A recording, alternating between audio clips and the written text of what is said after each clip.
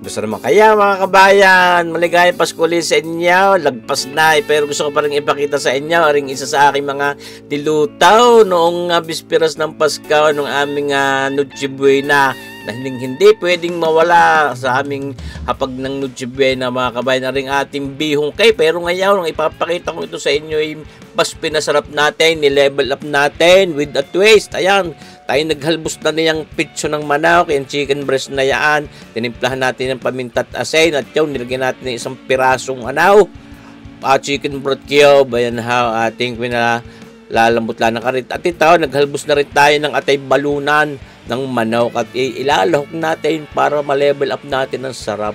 Ngayon, nagsalang na tayo nitong ating non-stick pan na ito at diyan tayo magsasangkot at magpiprito muna nitong ating ginayat-gayat na atay balunan ng manok ng ating mahangaw at na mapalamig ating ginayat ng papagayaan mga kabayan. At kako nga ilalahok natin pero gusto kong matanggal talaga natin yung lansa niyan.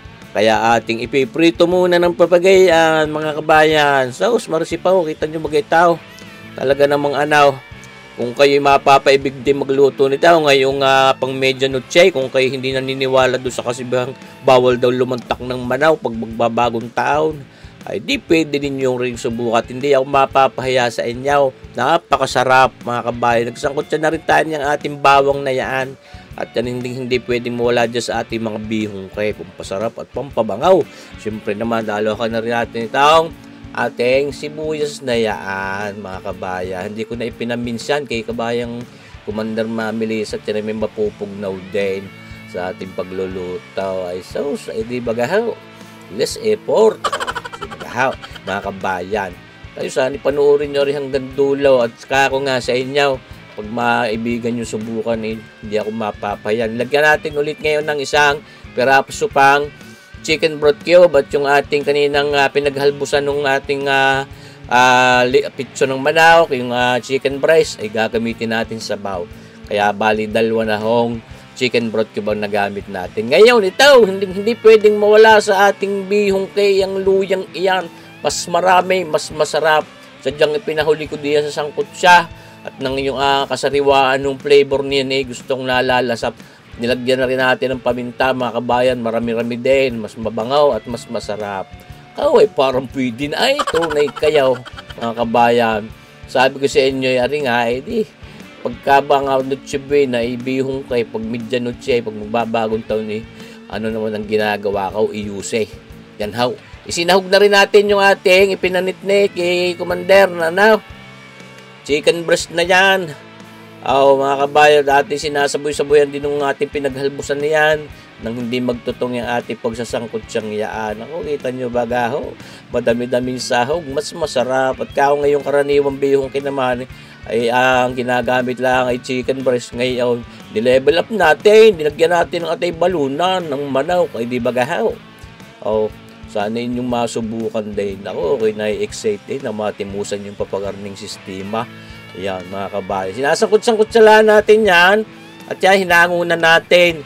Nakasalag doon sa kabilang kalan yung ating kaldong iyan na may timplan at pinaghalbusan nga natin kanina ng ating pitsaw ng manok. Isasahog na natin ngayon yung ating mga sinangkot siyang iyan. Yung atay balunan, saka yung ating chicken breast na yan. Nasarap naman ng anong yan. Luya, kabango-bango na yan na tunay kayo. Mga kabayan, mapapaigop, abaw na naman tayo. Talagang kahit nga minsan pagka Noche Buena, na lang ang nilalantakan ko. Pag ako nakalantang ng isang mangkok na rin, 2 liha ng lupi, panalo na. Kahit daming nakahain sa lamisa. Ating babantuan ngayon ng sabaw mga kabayan dahil pag yun isinahog na natin mamaya yung ating swatanghaw. Kung tawagin nyo yung sutanghaw pero ang tawag namin din sa Batangas ay swatanghaw ay maiipip yung ating sabaw na yan. Kaya madami-dami mga kabayan. Yan may pwede natin patingkad din ng lasa. Depende sa gusto ninyo. Siguro sa inyong panlasa ngayon dagdagan ninyo ng chicken broth cube, karikit na patis pie. Tuloy ang lasa niyan. Alis-alisin natin yung ating mga bisitang yan. Namamaskwe ang ating mga impurities. Kita nyo ba gaya? Yan ang may flavor din kung tutuusin. Ako medyo na anuhang tanggalin. Ayan, Parang sa tingin ko hindi may karikit na lansa din ng ating Atay Baluna. Yan, ating inaang-ang lang mga kabayan ng talagang may infuse yung flavor sa sabaw. Nilagyan natin ng patis mga kabayan. Fish sauce na yaon. Mga nasa sa 2 kutsara at kalahati. Ay, sinair ko na doon sa lalagyan O, pwede naman nating dagdagan ng karikit na asin maya-maya yan.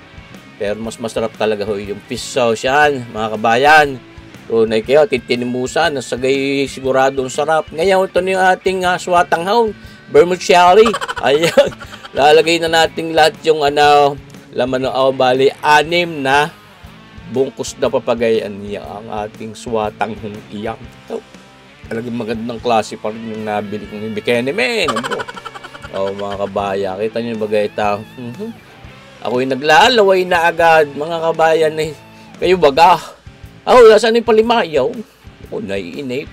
Mga kabayan, hindi natin pinabilis din sa parting nga rin. Ako'y natutuwang pagmasdan yung mga swatang iyan na nagsisiyutan diyan sa ating bihong kay. Tunay kayo mga kabayan. Talagang pag hindi kayo napaigo pa ba o pagpapagarni ang ating bihong ginagawang ngayon, ay sana'y tuga pa rin ang inyong panunuor. Malapit na ho yun sa katotohanan mga kabayan. Parang may pinag-anuhan ng paminta doon. Tinanggal natin yung sanga, yung tangkay ng paminta. Medyo kakatuwa ang itsura. Yan ho, dinagdagan pa natin ng paminta at nakikahoy, mas mabangot, mas masarap pag mas maraming paminta, maraming luya. Yan ho, maganda yung minakagat ng karikit. Tapos ngayon, dating kinumpleto ng alat sa pamamagitan ng asin, lagyan natin mga kalahating kutsarita.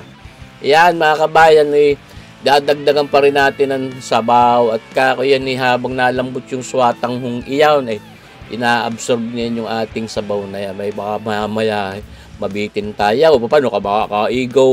Higop abaw. Yan, mga kabayan. Yan nagkameron ulit ng parang impurities na yan na may galing doon sa swatang natin. Yung mga pinagmugmugan, yung mga residue ng swatang. Kaya hindi na natin aalsin. Yan, kita nyo baga, makislap-kislap pa yung ating swatang iyaw, matigas-tigas pa yan. Kaya ating binabalik-balik din para maghiwa-hiwalay yan.